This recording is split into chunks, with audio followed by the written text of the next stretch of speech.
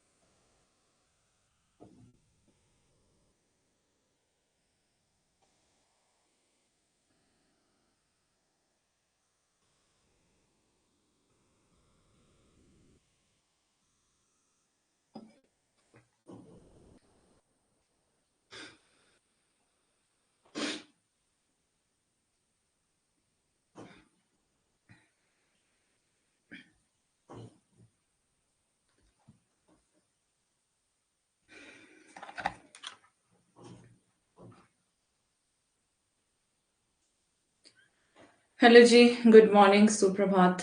Very good morning. कैसे हैं आप सभी?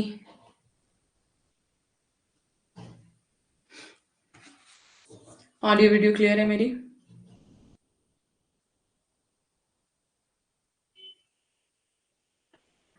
क्लास की नोटिफिकेशन सबको आई है? ऑडियो वीडियो क्लियर है? अच्छे हैं?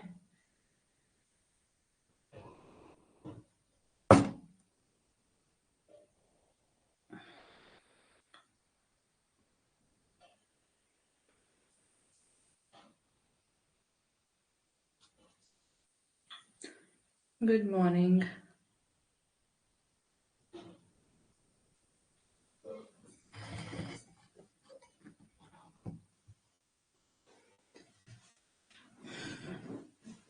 एक बार बताओ, ऑडियो वीडियो क्लियर है कि नहीं? दिखाई सुनाई दे रही हूँ मैं?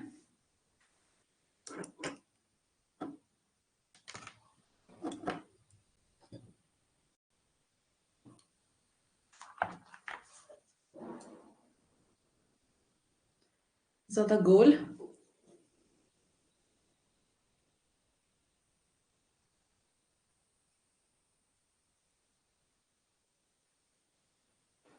चलो, पढ़ाई करते हैं। कुछ सेटिंग चेंज हुई होगी शायद।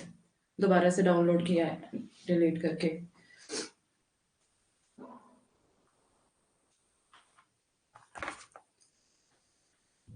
जो मैं पूछ रही हूँ पहले उसका जवाब दो।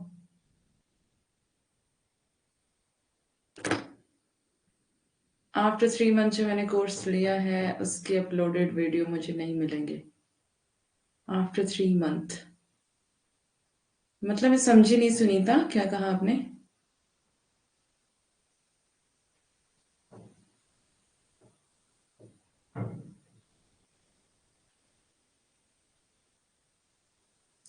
वीडियोस तो आपको सारी शो होनी चाहिए, मतलब आफ्टर 3 मंथ में समझी नहीं।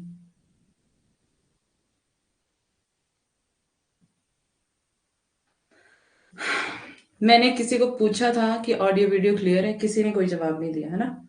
मतलब और बातें करवा लो जितनी मर्जी, काम की बात नहीं कोई करेगा।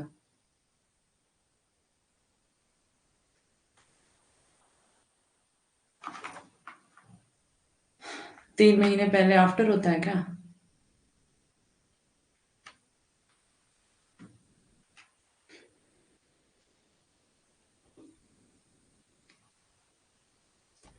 All clear. ओके। क्या कहा? आफ्टर 3 मंथ जो कोर्स मैंने लिया है उसकी अपलोडेड वीडियो मुझे नहीं मिलेंगे। सुनीता, मिल जाएंगे आपको सारी वीडियोस, टेंशन मत लो। मतलब 3 मंथ के लिए मैंने फीस पे की है दोबारा। 3 मंथ के लिए दोबारा पे की है तो मिल जाएंगे आपको, मिल जाएगी वीडियोस, मिल जाएगी सारी। ठीक है।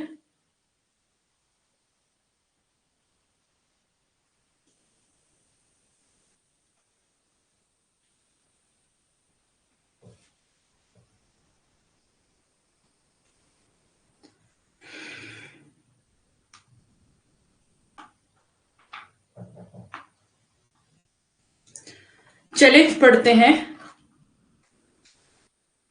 राजभाषा आर्टिकल्स हम देख रहे थे। ठीक है। 344 कर दिया था ना कल हमने।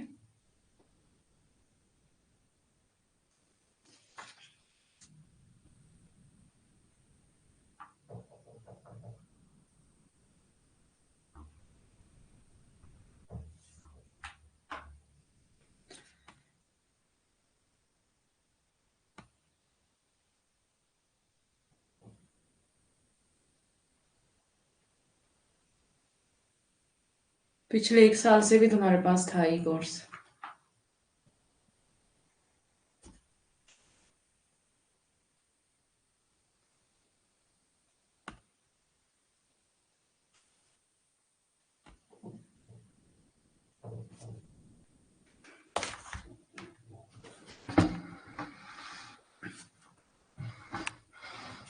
अंकिता कल क्लास में क्यों नहीं थी?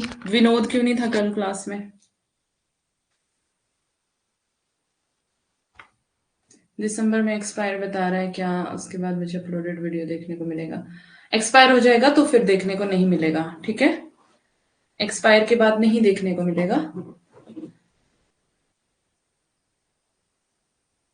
तो आपको दोबारा से ज्वाइन करना पड़ेगा। ठीक है।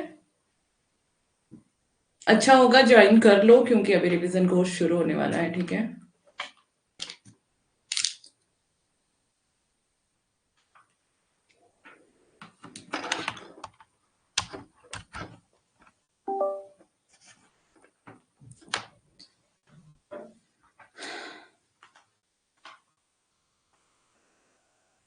आज लाइव रहूंगा, कल रिकॉर्डेड देख ली थी।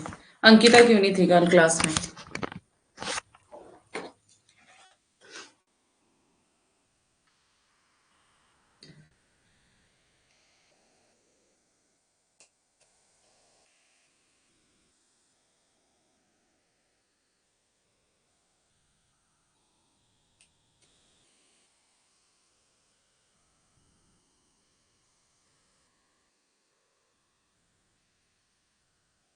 ये एक बार आपको रिवीजन करके बता देती हूँ। क्या कल क्लास हुई थी? मतलब क्या?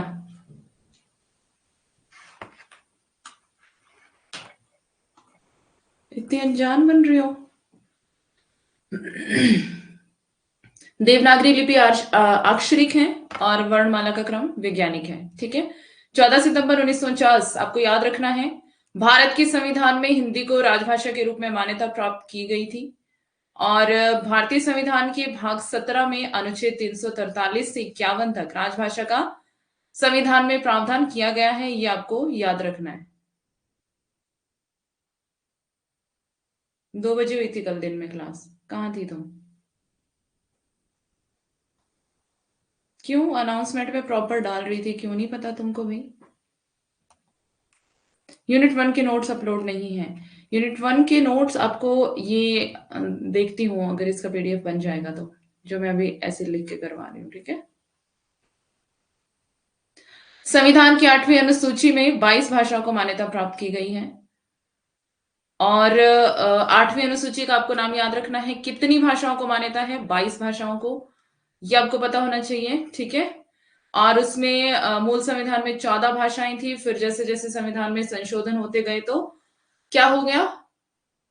भाषाएं जुड़ती गई।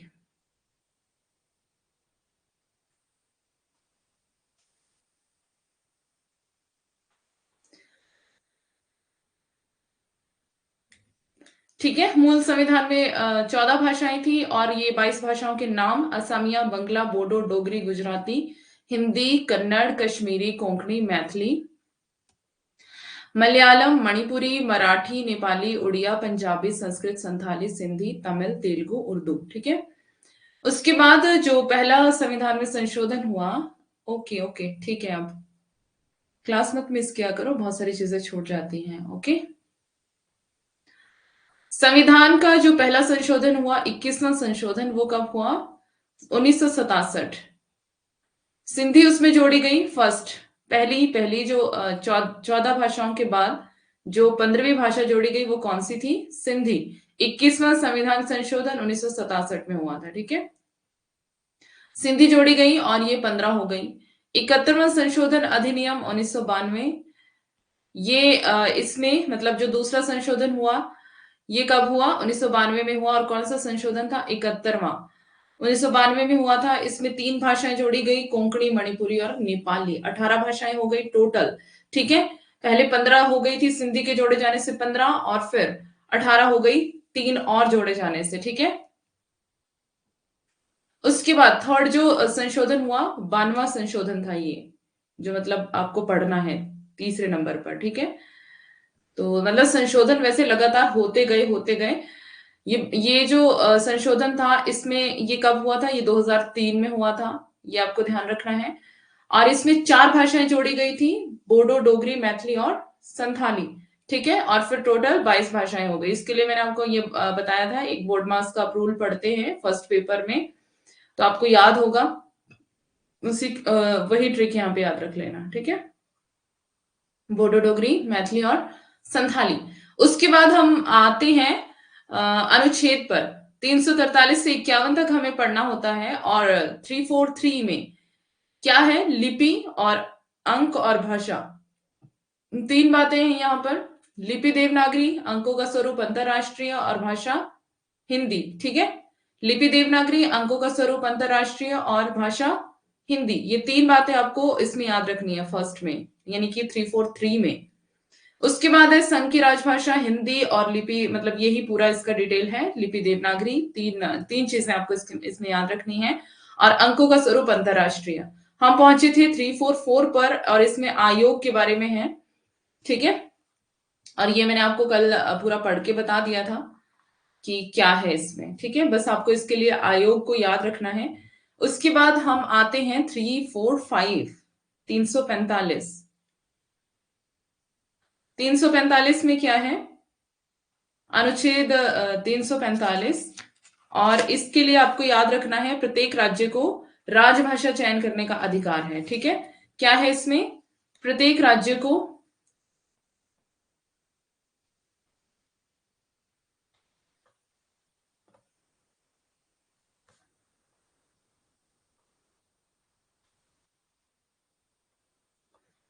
राजभाषा चयन करने का अधिकार है।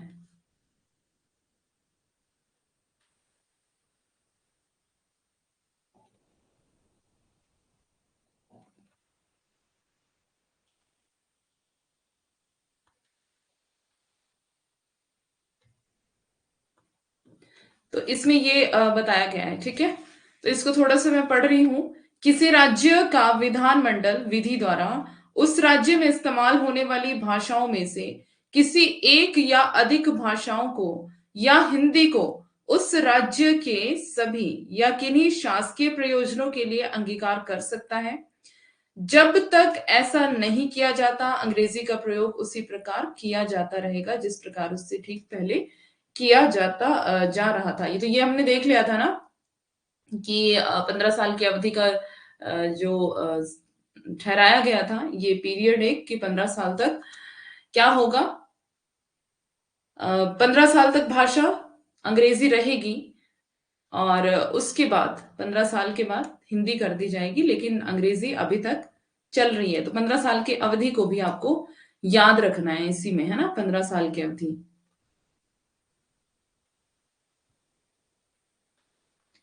ठीक है, बाद में इसके लिए ट्रिक बता दूंगी, पहले अभी इसको डिटेल में समझ लो। क्योंकि पहले हमें क्या करना पड़ता है, ट्रिक्स हमें कब काम आती है? जब हमारा एग्जाम टाइम होता है ना? उससे पहले हमें डिटेल पढ़नी पड़ती है, और कुछ कुछ टीचर्स होते हैं जो ट्रिक पहले ही करवा देते हैं और पूरा ट्रिक से ही पढ़ा देते हैं और कहते हैं तुम्हें ज्यादा कुछ भी सोचने समझने की जरूरत नहीं है, ट्रिक याद करो और क्या करो, बस मतलब खत्म कर लो काम। लेकिन ये जो तरीका है ये गलत है, ठीक है। तो ट्रिक्स हमें लास्ट में ही पढ़नी होती है, लास्ट में ही काम आती है। थोड़ा सा स्माइल कर दो मैम, आप इतनी सीरियस होकर पढ़ाओगी क्या? मतलब यार पढ़ लिया करो। मैं सीरियस नहीं हूं। तुम ना किसी का नाम मत लिया करो क्लास में, क्या प्रॉब्लम क्या है?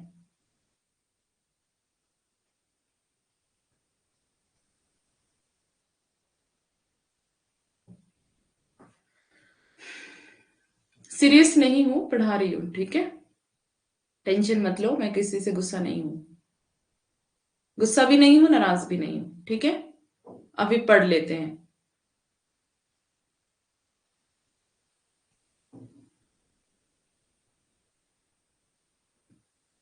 कोई नहीं है, ठीक है। पता नहीं क्या तुमको आदत है क्लास में ऐसे करने की।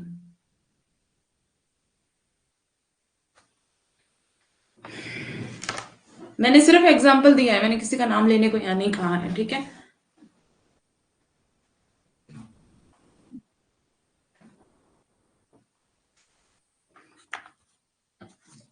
तो सबसे पहले हमें क्या करना पड़ता है, डिटेल पढ़नी पड़ती है, कॉन्सेप्ट्स को क्लियर करना पड़ता है। अगर आपको कॉन्सेप्ट क्लियर है तभी आपको ट्रिक मतलब काम आएगी, है ना। ऐसे नहीं कि ट्रिक्स को पहले ही पढ़ लो और ट्रिक्स से ही सारा याद करो, ऐसा नहीं करना है, ठीक है। तो इसके लिए पहले मैं आपको डिटेल समझा के फिर ट्रिक्स बताऊंगी। भाषा और बोलियों पे भी हम बोलियां और उनके क्षेत्रों पे भी हम ट्रिक्स के साथ याद कर लेंगे उसको, लेकिन पहले हमें सारी चीजें समझनी पड़ेगी, है ना। तो अभी चलते हैं आगे। 3 4 5 हो गया। अब आते हैं हम 3 4 6 पर।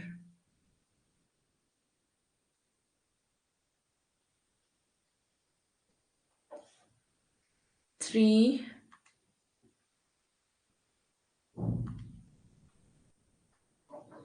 3 4 6 346।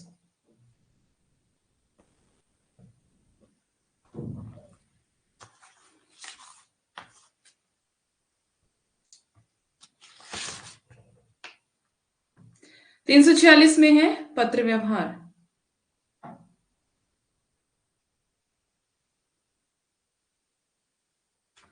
अब तुमको ड्रामा करने की आदत है तो क्या कर सकते हैं, है ना। जाओ।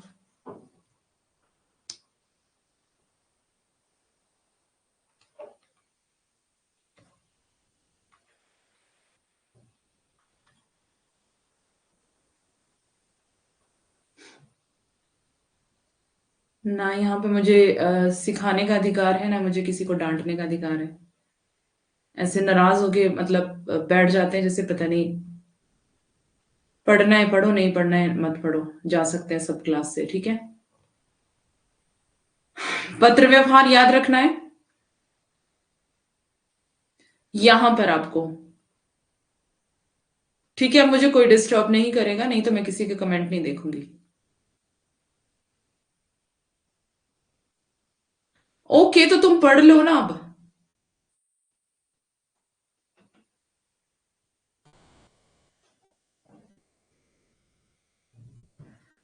संघ में शासकीय प्रयोजनों के लिए प्रयोग किए जाने के लिए तत्समय प्राधिकृत भाषा अर्थात अंग्रेजी एक राज्य और दूसरे राज्य के बीच तथा किसी राज्य और संघ के बीच पत्र आदि की भाषा होगी। यदि दो या दो से अधिक राज्य यह करार करते हैं कि उन राज्यों के बीच पत्र आदि की भाषा हिंदी होगी तो ऐसे पत्र आदि के लिए उस भाषा का प्रयोग किया जा सकेगा, ठीक है। तो मतलब यहां पर दो राज्य आपस में कर सकते हैं इसको डिसाइड कि क्या करना है, कौन सी भाषा मतलब पत्र व्यवहार किस भाषा में हमारा होना चाहिए, है ना। अगर उनको हिंदी इंग्लिश समझ में नहीं आ रही है मान लो, तो वो हिंदी चयन चूज कर सकते हैं और कोई भी भाषा कोई भी भाषा का वो चयन कर सकते हैं जो उनको समझ आती हो, ठीक है। तो पत्र व्यवहार को यहां पर आपको याद रखना है।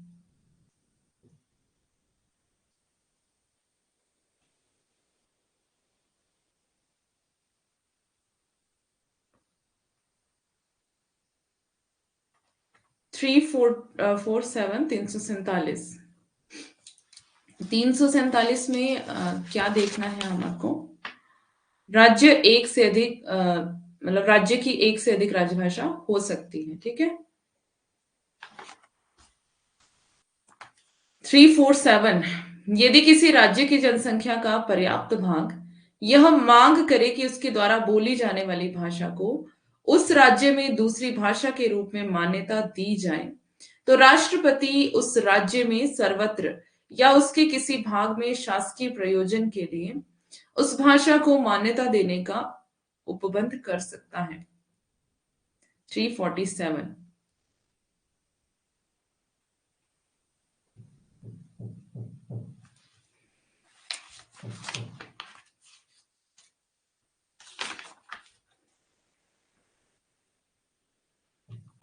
राज्य में एक से अधिक राजभाषा।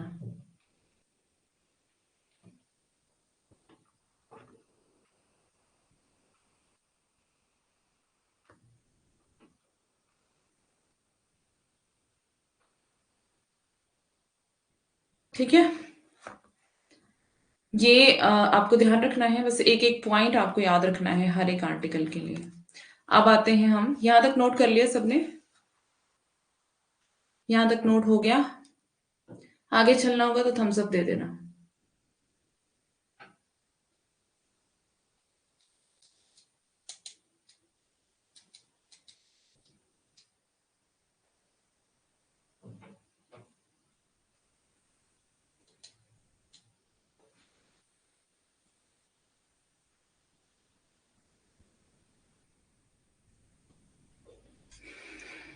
चलिए आगे चलते हैं। 347। अब आते हैं 348 यानी कि 348। 348 में क्या है?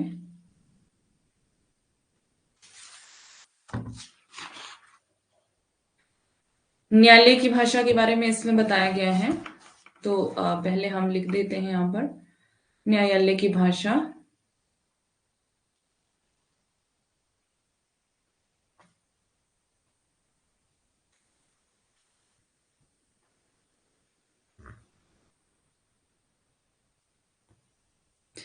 जब तक संसद विधि द्वारा उपबंध ना करे तब तक उच्चतम न्यायालय एवं उच्च न्यायालयों की सभी कार्यवाहियां अंग्रेजी भाषा में होंगी। ठीक है।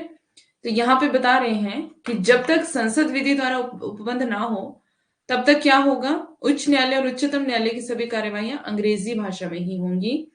इसके अलावा संघ तथा राज्यों के स्तरों पर सभी विधेयकों, संशोधनों, अधिनियमों, अध्यादेशों, आदेशों, नियमों, विनियमों तथा उपनियमों के प्राधिकृत पाठ भी केवल अंग्रेजी में ही होंगे। लेकिन किसी राज्य का राज्यपाल राष्ट्रपति की पूर्व सहमति से उस उच्च न्यायालय की कार्यवाहियों में हिंदी भाषा के प्रयोग को उस राज्य के शासकीय प्रयोजनों के लिए प्रयुक्त किसी भाषा के प्रयोग को प्राधिकृत कर सकेगा। लेकिन अनिवार्य है कि निर्णय, डिक्रियां तथा आदेश अंग्रेजी में ही दिए जाते रहेंगे। तो न्यायालय की भाषा कौन सी हो ये आपने देख लिया। ठीक है। तो बता रहे हैं कि अंग्रेजी को ही मान्यता प्राप्त थी कि जब तक संसद विधि का उपबंध ना हो या संसद विधि उपबंध ना करे तब तक उच्चतम न्यायालयों यानी कि हाई कोर्ट और सुप्रीम कोर्ट्स की भाषा कैसी रहेगी? अंग्रेजी ही रहेगी। ठीक है। तो न्यायालय की भाषा क्या है ये 348 में बताया गया है। उसके बाद आते हैं हम 349 पर। 349। 349। 349 में बताया गया है कि संविधान के प्रारंभ से 15 वर्ष की अवधि के दौरान प्रयोग की जाने वाली भाषा के लिए उपबंध करने वाला कोई विधेयक राष्ट्रपति की पूर्व अनुमति, जो कि वह राजभाषा आयोग तथा भाषा समिति के प्रतिवेदन पर विचार करके देगा, कि बाद में ही संसद में प्रस्तुत किया जा सकता है। ठीक है। तो 349 में 15 वर्ष की अवधि के बारे में बताया गया है। इसके लिए 15 वर्ष की अवधि आपको याद रखनी है। जो पीछे हमने देखा था वो कुछ डिफरेंट था, और ये वाला डिफरेंट है।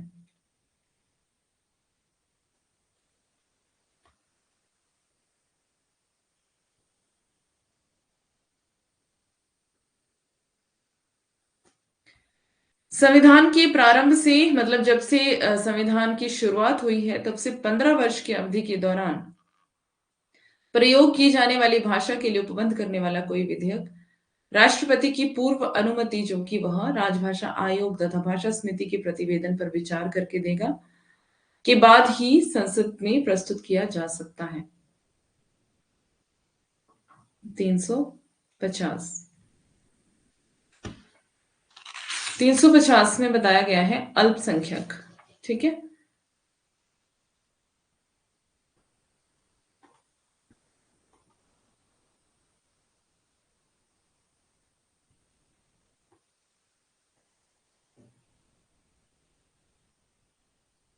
अब इसमें 3 पॉइंट्स दिए हुए हैं जो कि मैं पढ़ रही हूं।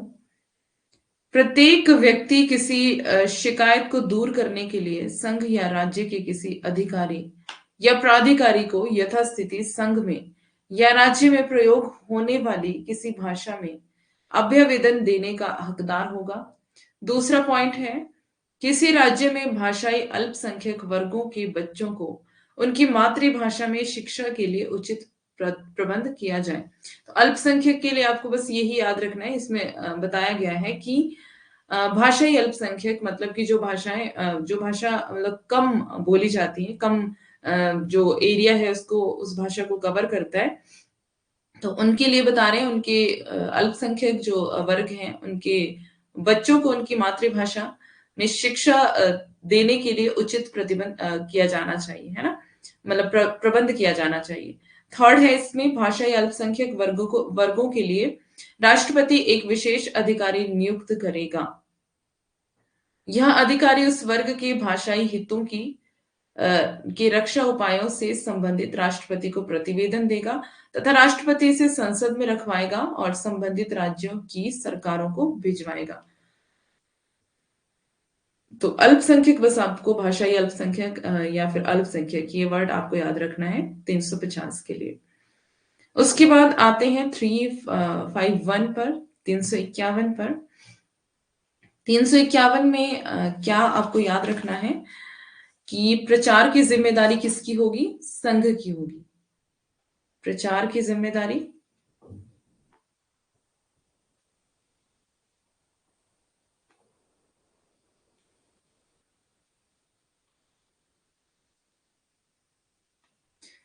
किसकी है? संघ की है।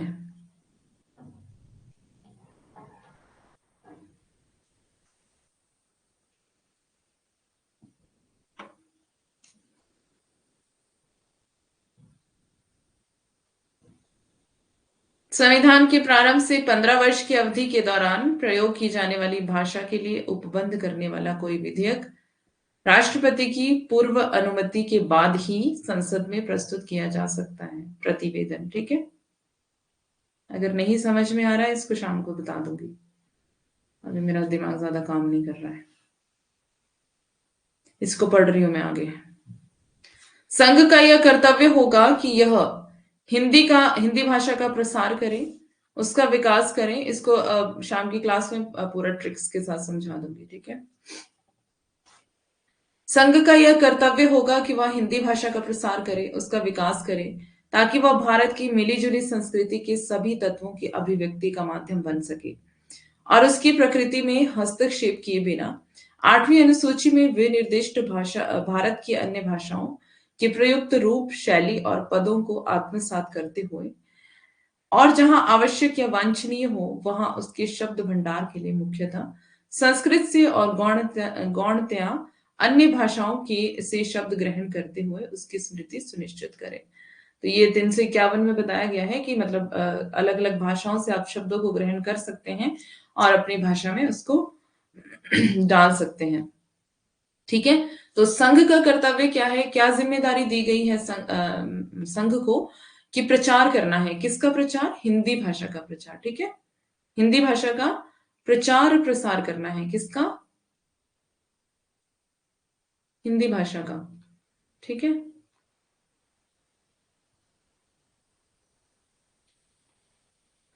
ये 351 और ये लास्ट था इसका।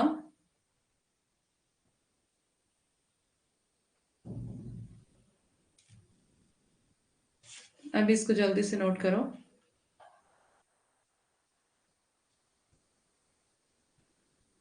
आगे चलेंगे फिर।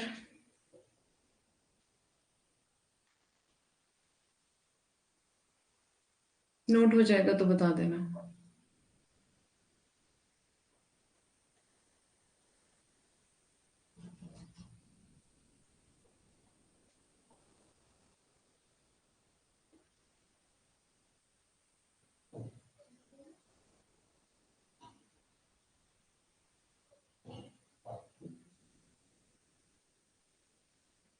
क्या?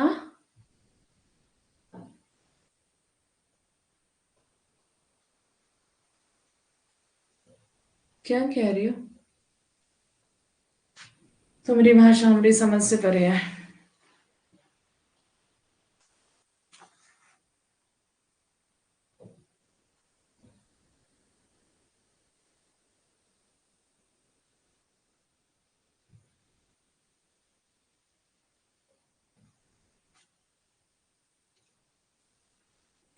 अच्छा, नोट करके हो गया, सबका हो गया।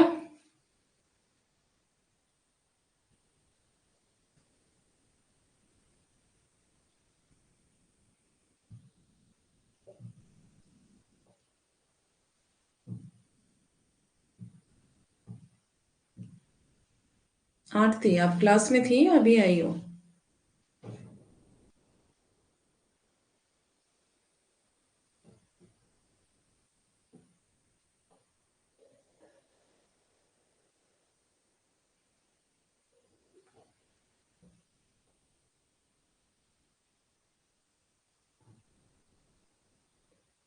क्लास में थी, ओके। ओके, चलो मैं आगे। अब हम देखेंगे इसमें जो क वर्ग, ख वर्ग और ग वर्ग, इनको जो अलग अलग तीन क्षेत्रों में विभाजित किया गया है। रिप्लाई करना भूल गए, अच्छा बेटा।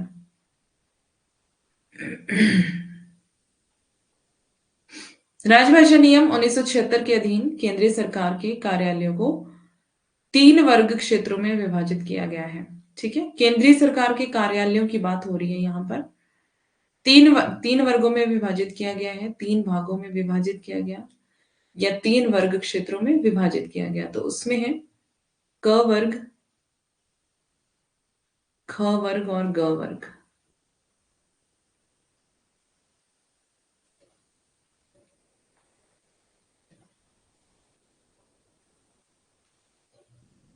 ठीक है। अब है क वर्ग क्षेत्र। क वर्ग क्षेत्र में कौन कौन से आते हैं, मतलब ज्यादा जो स्टेट्स हैं वो क वर्ग में आती हैं, है ना? तो क वर्ग क्षेत्र में कौन कौन सी आ रही हैं? यहां पर क्या है, सबसे पहले पत्र व्यवहार कौन सी भाषा में होना चाहिए ये बताया गया है। तो पेन का कलर इसके लिए चेंज कर लेती हूँ। यहाँ पर जो पत्र व्यवहार है वो हिंदी में ही किया जाना चाहिए क वर्ग के क्षेत्रों में। यानी कि जो जितनी भी ये स्टेट्स हैं तो यहाँ पर हिंदी ही चलती है।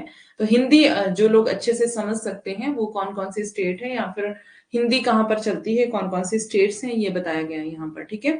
तो सबसे पहले हम ये देखेंगे कि पत्र व्यवहार हिंदी में ही होगा, कौन से क्षेत्र में? क वर्ग के क्षेत्र में। ठीक है।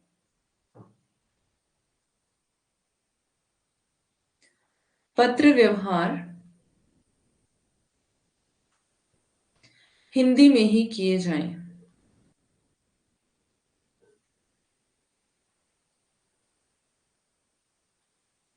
हिंदी में ही। ठीक है। ही शब्द आपको याद रखना है।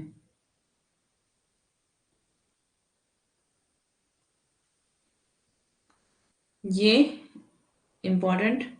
उसके बाद इसमें कौन कौन सी स्टेट्स हैं ये हम देखेंगे। ठीक है, उत्तर प्रदेश,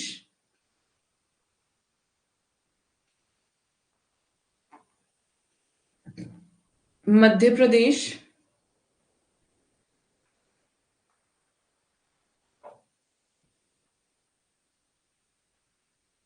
राजस्थान,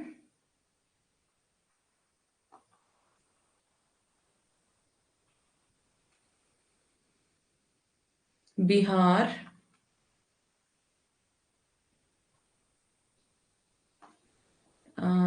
हिमाचल, हरियाणा और दिल्ली। अब ये सारे यहाँ पर नहीं आएंगे, तो मैं इधर ही इसको लिख देती हूँ, हिमाचल, हरियाणा और दिल्ली। ठीक है,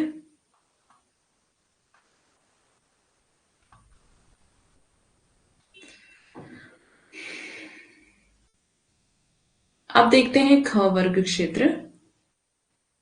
यहां पर पत्र व्यवहार जो है वो दो भाषा में होगा। ठीक है, तो पत्र व्यवहार,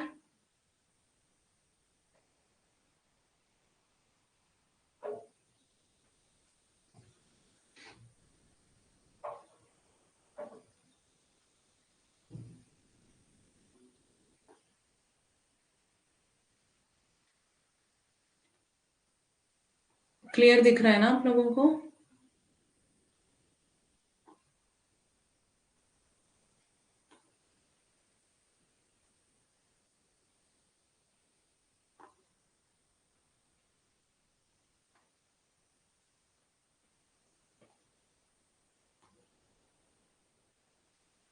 अब ये द्विभाषी का मतलब क्या है कि मतलब हिंदी और अंग्रेजी दोनों भाषाएं जहां पर चलती हैं। ठीक है, तो वो है ख वर्ग क्षेत्र। मतलब हिंदी और अंग्रेजी नहीं कह सकते, हिंदी और उन स्टेट्स की जो भाषा है अपनी, है ना। तो जैसे पंजाब है तो पंजाब में पंजाबी चलती है, हरियाणा है हरियाणा में हरियाणवी चलती है, सॉरी हरियाणा कह रही हूँ मैं, पंजाब है, गुजरात है, महाराष्ट्र है, तो यहाँ पर अपनी अपनी इनकी अलग अलग स्टेट्स की भाषाएं अलग अलग हैं। तो इनकी अपनी भाषा भी चलती है और साथ में अंग्रेजी भी चलती है। ठीक है, हिंदी तो इन लोगों को ज्यादा समझ नहीं आती है, बट अंग्रेजी और इनकी खुद की स्टेट्स की भाषा, तो ये आपको याद रखना है। यहाँ पर इसके लिए मैंने आपको बताया था पंजाब, पंजाब, गुजरात, गुजरात, मराठा। इसको इसकी भी हम मतलब शाम की क्लास में ट्रिक्स का सारी देख लेंगे। इसमें आएगा पंजाब, गुजरात, महाराष्ट्र, पंजाब, गुजरात और महाराष्ट्र।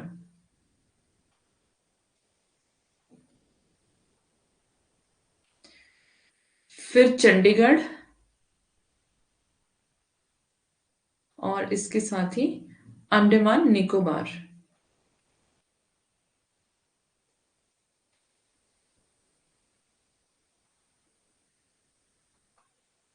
ठीक है, क्लियर है। अब आते हैं ग वर्ग क्षेत्र पर। इसमें क्या है, ओनली अंग्रेजी में पत्र व्यवहार, सिर्फ एक ही लैंग्वेज जो कि इंग्लिश, वो यहाँ पर चलती है। पत्र व्यवहार अंग्रेजी में ही किए जाए, है ना। जैसे यहाँ पर हिंदी में ही वर्ड था, वैसे ही इधर यहाँ हिंदी के लिए था और यहाँ पर अंग्रेजी के लिए होगा ग वर्ग क्षेत्र में। ठीक है, पत्र व्यवहार, इसके लिए चेंज कर लेती हूँ। पत्र व्यवहार कौन सी भाषा में? अंग्रेजी में। ठीक है,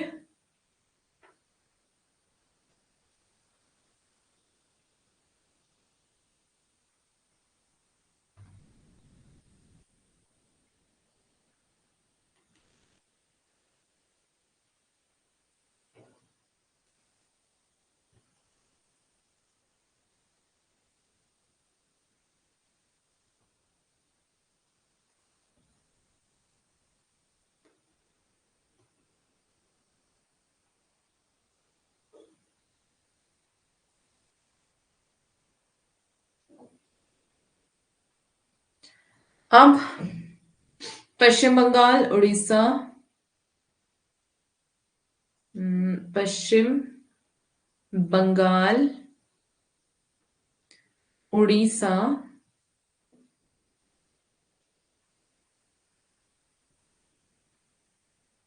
उत्तर पूर्वी क्षेत्र, उत्तर पूर्वी क्षेत्र, अभी इसको शॉर्ट शॉर्ट में लिख देती हूँ, द्रविड़ भाषी क्षेत्र, ठीक है, अभी नहीं तो ये वीडियो के पीछे छिप जाएगा। द्रविड़ भाषी क्षेत्र, ठीक है, यहाँ पे लिखा मैंने द्रविड़ भाषी क्षेत्र। अब देखो दिख रहा है, मैं थोड़ा सा नीचे हो जाती हूँ, जल्दी से इसको नोट कर लो। इतना ही है ग वर्ग में, जल्दी से इसको नोट करेंगे। और ये पूरा आपको समझ आ गया होगा। इसको फिर शाम की क्लास में हम पूरा ट्रिक्स के साथ देख लेंगे।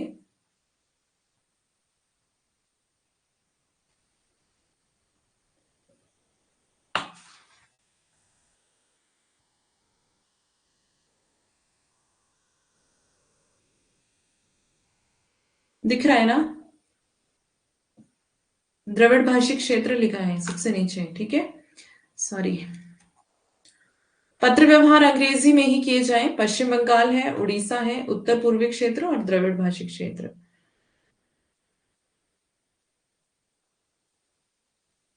ओके, अब इसको थोड़ा सा मैं समझा देती हूँ। पत्र व्यवहार सिर्फ हिंदी में, जहां पर सिर्फ हिंदी ही चलती है। और अगर कुछ भी मतलब ऑफिशियल जो लैंग्वेज है वो जैसे एक राज्य से दूसरे राज्य के बीच में, या फिर अब उसी राज्य में अगर कोई भी लेटर भेजना है, किसी को किसी भी प्रकार की इंफॉर्मेशन देनी है ना, तो सिर्फ वो हिंदी में ही होगी। क वर्ग के क्षेत्र में, क वर्ग के क्षेत्र में ऐसा है, ठीक है। तो इसमें कौन कौन सी स्टेट्स हैं? यूपी है, एमपी है, राजस्थान है, बिहार है, हिमाचल, हरियाणा और दिल्ली। तो ये पूछा जाता है कई बार आपको इस तरह से कि दिल्ली किस में आएगा, कौन से क्षेत्र में आएगा, है ना, क वर्ग क्षेत्र में आएगा। तो ऐसे करके आपको अलग एक एक स्टेट्स के नाम दे दिए जाएंगे कि बताओ हिमाचल, हरियाणा और दिल्ली कौन से वर्ग क्षेत्र में आएंगे। तो वहां पे आपको ध्यान रखना है कि क वर्ग क्षेत्र में, है ना। और मतलब ज्यादा स्टेट्स क वर्ग के क्षेत्र में है। और इसके लिए बस आपको याद रख लेना है ये यूपी, एमपी और ये राजस्थान, बिहार, हिमाचल, हरियाणा, दिल्ली। और जो ख वर्ग वाले क्षेत्र हैं इसमें दोनों भाषाएं चलती हैं। एक तो इंग्लिश चलती है, हिंदी नहीं चलती है यहाँ पर।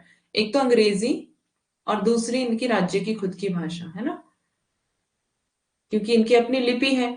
तो इनकी राज्य की अपनी भाषा दूसरी, तो दोनों ही यहाँ पर चलती हैं। तो ये किसी भी लैंग्वेज में, दोनों में से किसी भी लैंग्वेज में पत्र व्यवहार कर सकते हैं, ठीक है। तो इनके लिए ये द्विभाषिक क्षेत्र हैं, यहाँ पर दोनों भाषाएं चलती हैं।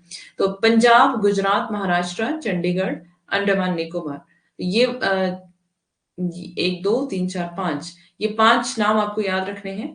पंजाब, गुजरात और महाराष्ट्र, इसके लिए मैंने आपको बताया था, आप राष्ट्रगान गाते थे ना स्कूल में, तो उसमें आता था पंजाब, गुजरात, मराठा, है ना। तो वही पंजाब, गुजरात और मराठा, ये 3 जो स्टेट्स हैं आपको ऐसे ही याद रह जाएंगी, है ना। ये ख वर्ग क्षेत्र में है।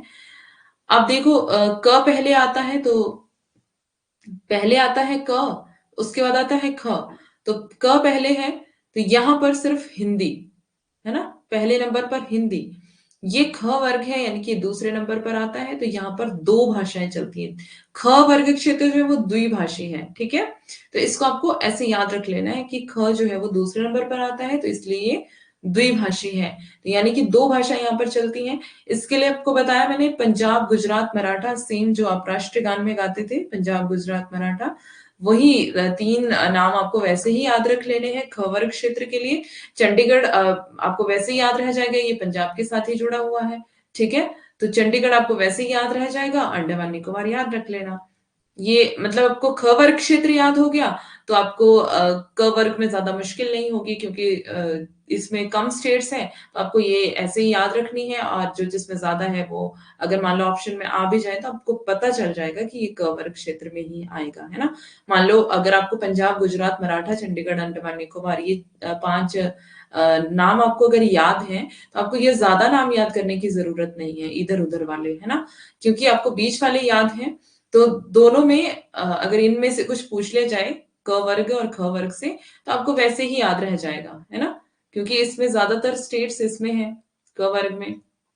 और इसमें थोड़ा वही टफ टफ वाला एरिया आ जाएगा।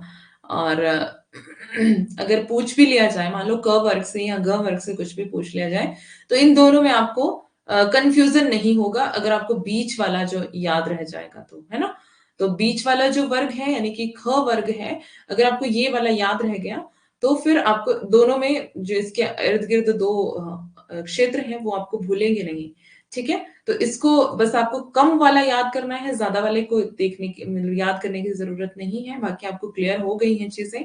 क वर्ग क्षेत्र में सिर्फ उत्तर प्रदेश, मध्य प्रदेश, राजस्थान, बिहार, हिमाचल, हरियाणा और दिल्ली, और उड़ीसा इस जगह पर है। ग वर्ग क्षेत्र में आता है उड़ीसा। ठीक है, तो उड़ीसा में सिर्फ इंग्लिश ही चलती है, और बाकी सारे स्टेट्स यहाँ हिंदी में शामिल हैं। और ये जिनकी खुद की लिपि है वो यहाँ पर शामिल है ख वर्ग क्षेत्र में। ठीक है, क्योंकि इनकी खुद की स्टेट्स की भाषा और साथ में अंग्रेजी, दो भाषाएं यहाँ पर चलती हैं। ठीक है, इतना क्लियर है सभी को?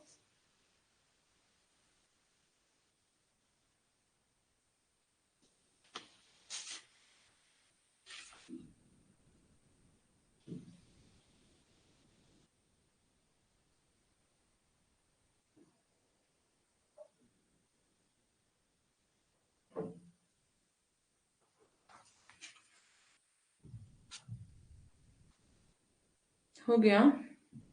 सबका हो गया? सभी जल्दी से बताओ, फिर हम आगे चलेंगे।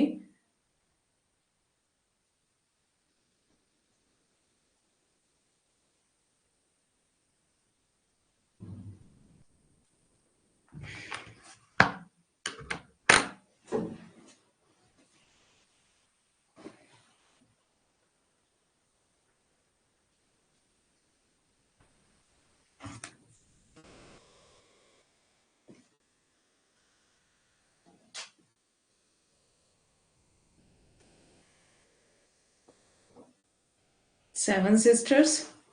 What seven sisters?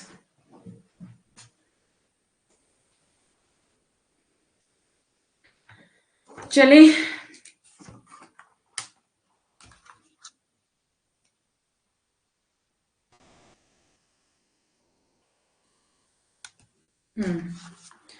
अब कुछ इंपॉर्टेंट पॉइंट्स हैं इसी से संबंधित, फिर हमारा ये कंप्लीट हो जाएगा। बस मैं आपको बोलियां और उसके क्षेत्र शाम वाली क्लास में ट्रिक्स के साथ करवा दूंगी। उसके बाद यूनिट थर्ड हम स्टार्ट कर लेंगे। ठीक है,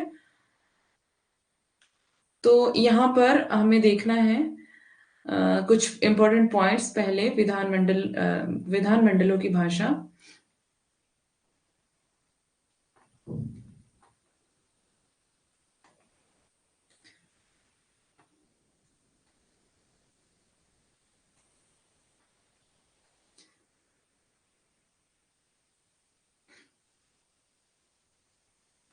संविधान के भाग 5 के अनुच्छेद 120 में संसद की भाषा का उपबंध है। तो ये जो अनुच्छेद 120 है ये भी आपको याद रखना पड़ता है, क्योंकि इसके बारे में भी कई बार पूछ लिया जाता है। संविधान के भाग 5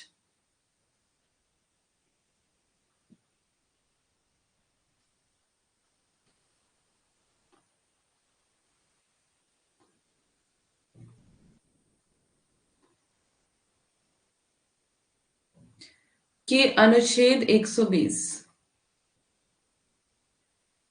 ममता है क्लास में? अनुच्छेद 120 में संसद की भाषा का उपबंध है।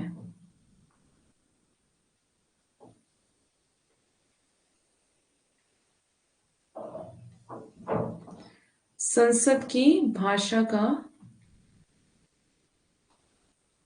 उपबंध है।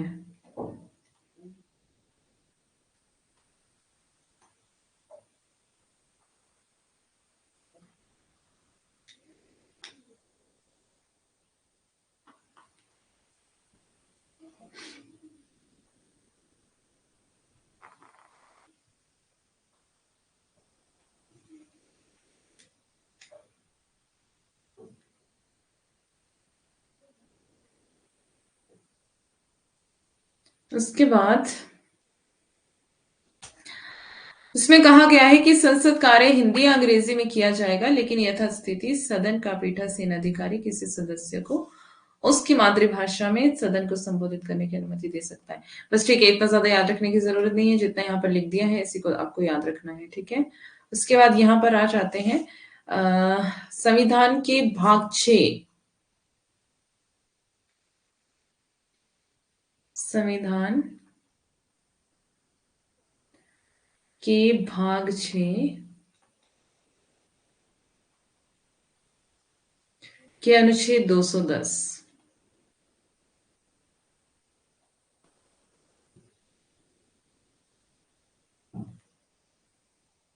210 में राज्य विधानमंडलों की भाषा का उपबंध है।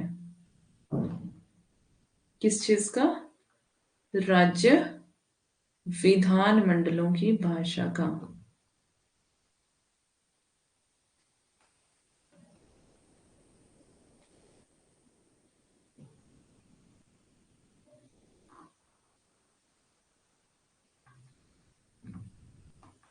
भाषा का उपबंध है।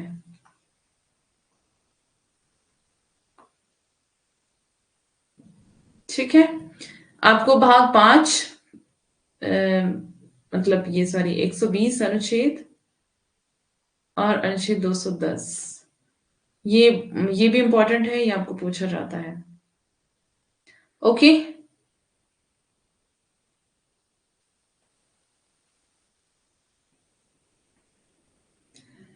अब देखते हैं, नोट हो जाएगा तो बता देना।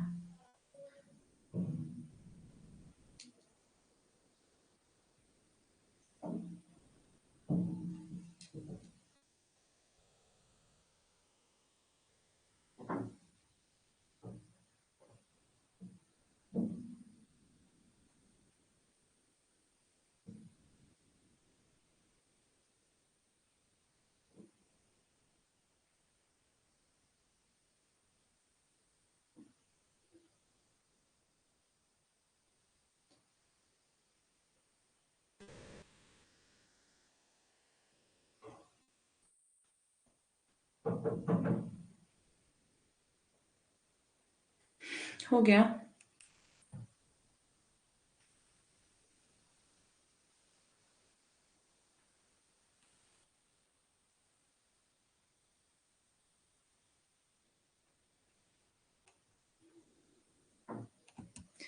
अब है राजभाषा आयोग का गठन कब किया गया था, है ना। ये इंपॉर्टेंट पॉइंट है, ये भी आपको पूछा जाता है, इसके लिए आपको 1955 याद रखना है।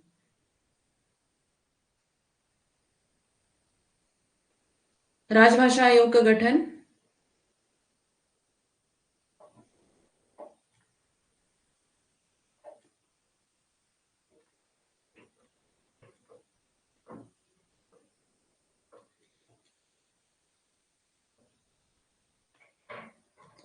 1955 में।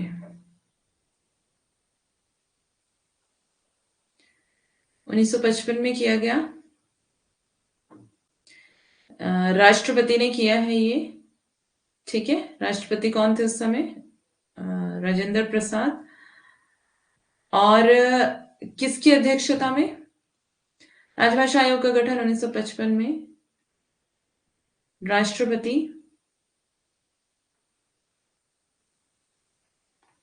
और राष्ट्रपति कौन थे? डॉक्टर राजेंद्र प्रसाद।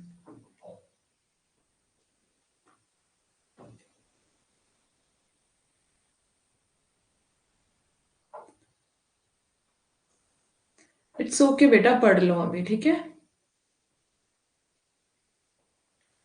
पढ़ाई में ध्यान दो। राष्ट्रपति द्वारा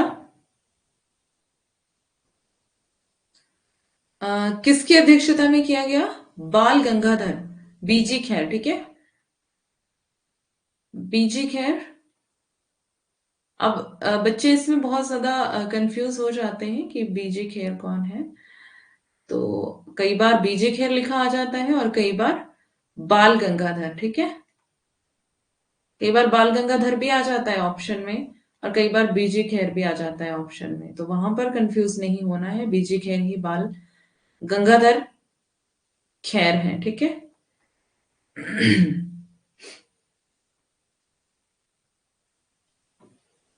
बीजी खेर की अध्यक्षता में हुआ।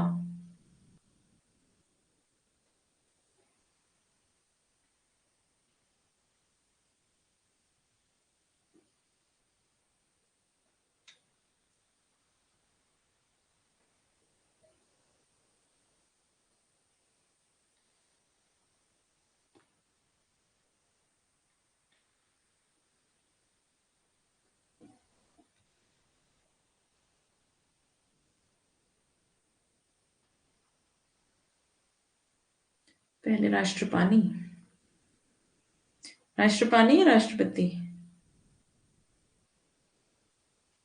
हम्म। अच्छा, इसमें एक और कंफ्यूजिंग पॉइंट है जिसको मैं यहीं पर क्लियर कर देती हूँ आपको।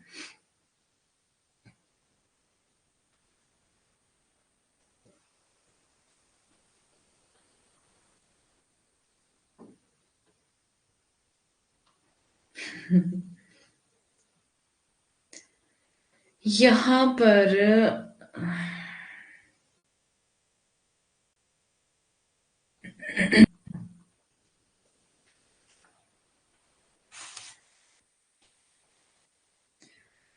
राजभाषा आयोग की सिफारिशों की समीक्षा करने के लिए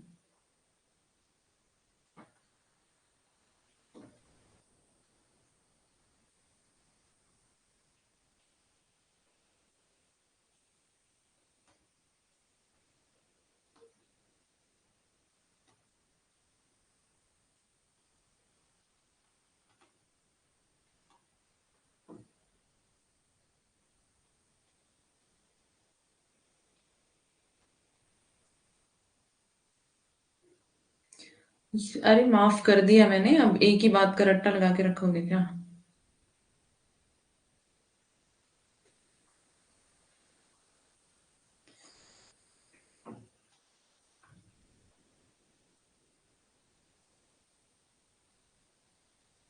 ओके, जाओ आप। टाइम हो गया है, वैसे भी हम एंड करने वाले हैं। सिफारिशों की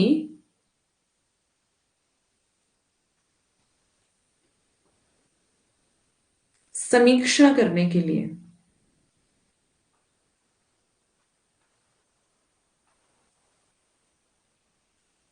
सिफारिशों की समीक्षा करने के लिए सन 1957 में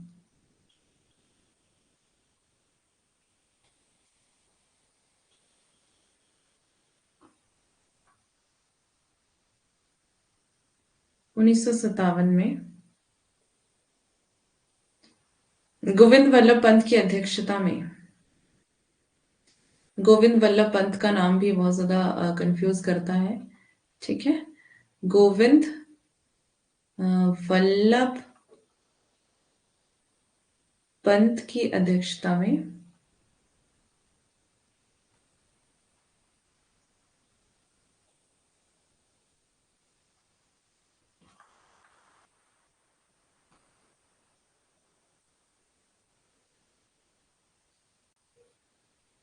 संयुक्त संसदीय राजभाषा समिति का गठन किया गया, ठीक है? संयुक्त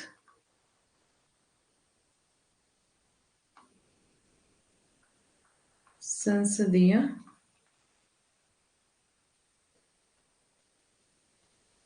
राजभाषा समिति का गठन किया गया।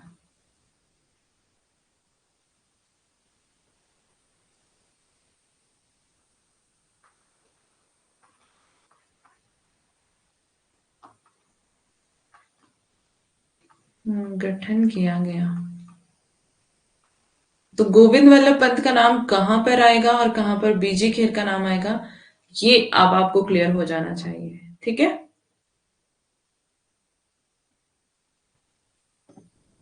ये दोनों नाम थोड़ा सा कंफ्यूज करते हैं, तो इसको ध्यान रख लेना कि कहां पर क्या आएगा। ठीक है, बाकी हमारा सब कंप्लीट हो गया है। अब हम सिर्फ बोलियां और उसके क्षेत्र रहते हैं जो हम शाम की क्लास में करेंगे। उसके बाद हमारा यूनिट 3 हम स्टार्ट कर लेंगे, ठीक है?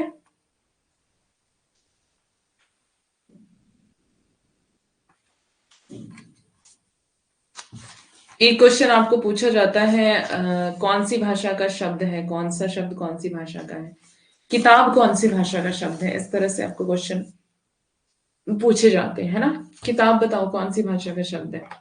किताब कहते हो ना?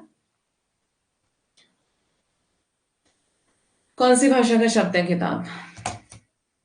Nice class, thank you. Okay, thank you very much.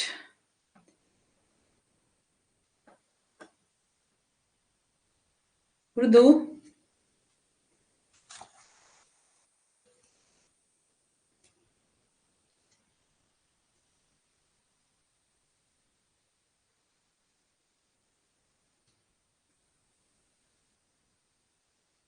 किताब है अरबी का शब्द, ठीक है? ऐसे एक क्वेश्चन या दो क्वेश्चन आपको इसमें से भी आते हैं, मतलब अभी रिसेंटली नहीं आए शायद, लेकिन पहले अगर आप पुराने पेपर उठा के देखोगे तो उसमें पूछा गया है। और अभी शायद नहीं पूछा गया है, ये पिछले पिछले एग्जाम में शायद नहीं पूछा गया, जहां तक मुझे याद आ रहा है। ठीक है, ये हमने आज किया है। इसमें किसी को कोई कंफ्यूजन है तो शाम की क्लास में बात करना, ठीक है? अभी आप जा सकते हैं, शाम की क्लास में मिलेंगे। तब तक के लिए bye bye.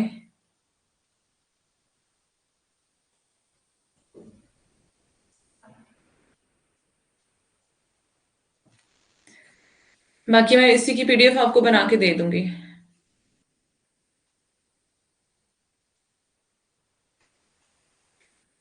Hmm.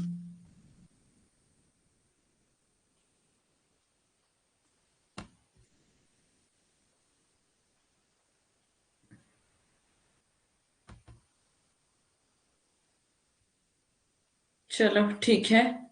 Bye, take care, have a nice day, God bless you all. मिलेंगे शाम को। Okay, most